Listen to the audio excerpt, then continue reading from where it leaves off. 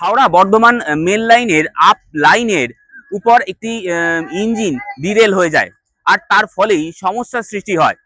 8:30 নাগাদ এই ঘটনাটি ঘটে। রেল সূত্রে খবর, ইতিমধ্যে যথারীতি কাজ চলছে।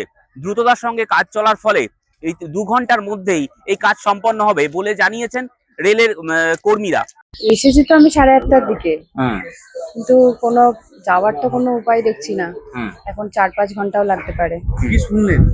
ওই তো লাইনচ্যুত হয়েছে ওই মালগাড়িটা। এটাই সমস্যা বলতে এখানে আটকে গেছে ইঞ্জিন, এখানে মেকানিক্যাল লাইন বসে গেছে, তো তার জন্য আটকে পড়েছি আমরা।